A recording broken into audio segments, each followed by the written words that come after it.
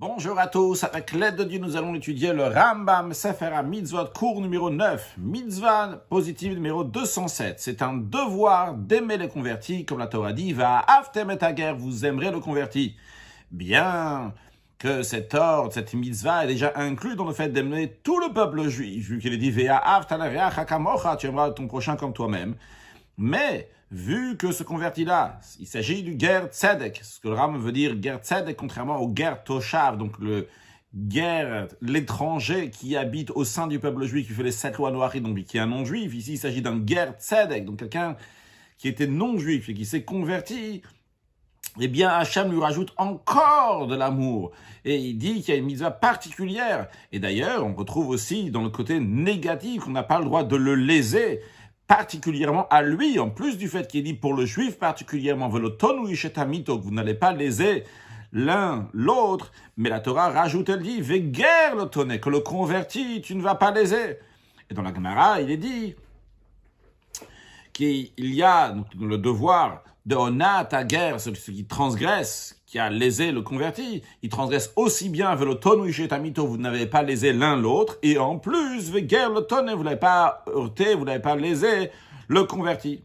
Alors, la même manière qui est dans le côté donc de le léser, dans l'interdiction de le léser, que si quelqu'un le heurte, eh bien, il a transgressé 2 interdictions. Le Rambam nous dit de la même manière aussi, en ce qui concerne donc dans l'amour du converti. Il était dit, ve'ahavta l'reach kamocha, et ça s'applique sur lui, aimer son prochain comme soi-même vu qu'il est juif. Et en plus de ça, ve'ahavta et hager, d'aimer le converti. Le Rambam dit, ça c'est quelque chose de clair, il n'y a rien de caché dans ça. Et le Rambam dit, je ne sais pas s'il y a quelqu'un qui a expliqué cette mitzvah-là, qui a compté les mitzvot et qui n'a pas compté ça parmi les mitzvot. Comme vous vous rappelez, on a appris dans l'introduction du Rambam, dans le Sharashim, que le Rambam dit qu'il y a certaines manières de compter les mitzvot. Le Rambam nous a dit ses règles et il a dit que certaines personnes ont compté de telle manière ou d'une autre manière. Ici, le Rambam nous dit que tout le monde a bien compté.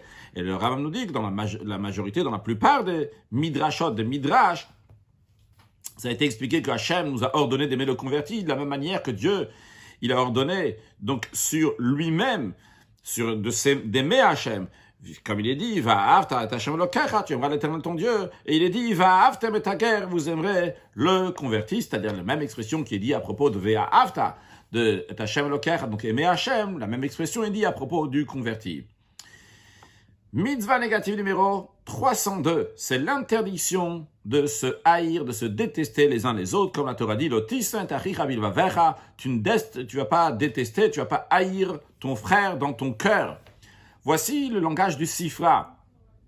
Cette interdiction est uniquement une haine qui est dans le cœur, mais s'il a dévoilé sa haine, et il sait l'autre, donc cette personne le déteste, eh bien, cette personne ne transgresse pas sur cette interdiction de ne pas détester son prochain, mais il transgresse sur l'otikom, velotitor, et pas en tous les cas transgresser, donc ne pas se venger, ne pas prendre rancune, et il transgresse sur ve'afta l'reach kamocha, tu aimeras ton prochain comme toi-même, mais le sinat halev, cette interdiction d'avoir la haine dans le cœur, ça c'est la faute qui est la pire, la plus stricte de tous.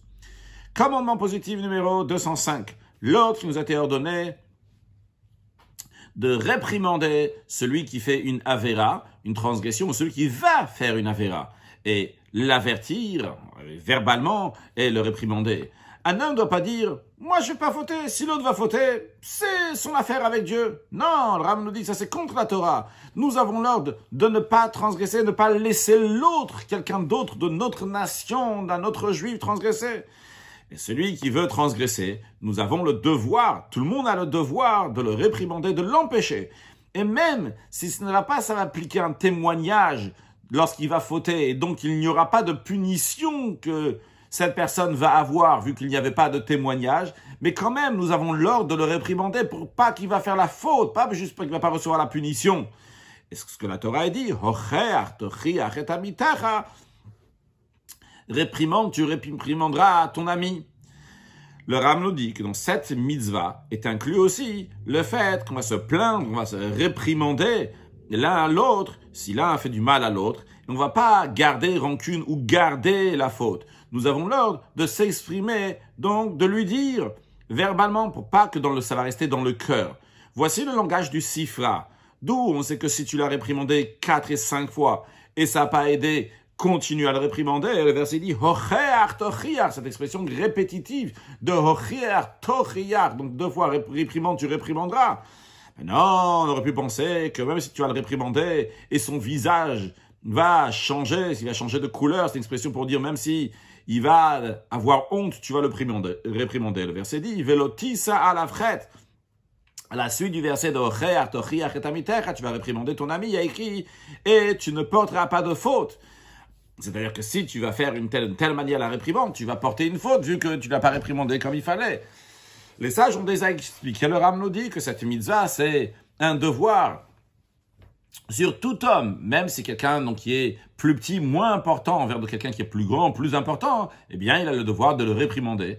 Et même si la personne qui a été réprimandée a maudit ou a méprisé la personne qui le réprimande, quand même, la personne qui réprimande ne doit pas baisser les bras, il ne doit pas arrêter de réprimander jusqu'à que l'autre va le frapper.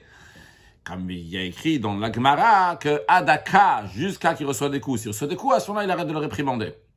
Le Rav nous dit que cette mitzvah a des conditions et des lois qui sont expliquées dans plusieurs endroits du Talmud.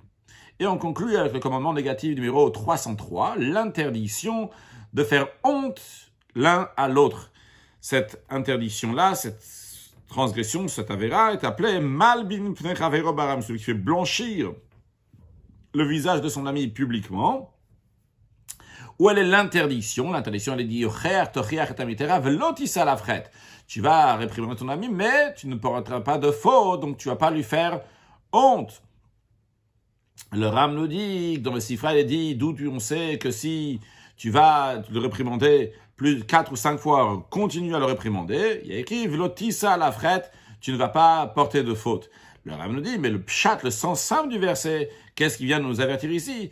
Ne garde pas une faute, ne te souviens pas de la faute que l'autre il a fait. Il ne faut pas se souvenir de mauvaises choses de l'autre, il ne faut même pas penser du mal des choses de l'autre, il faut penser que du bien envers les autres, rajouter des actes de bonté, de bienfaisance, et par cela accueillir Mashiach très prochainement. Une excellente journée.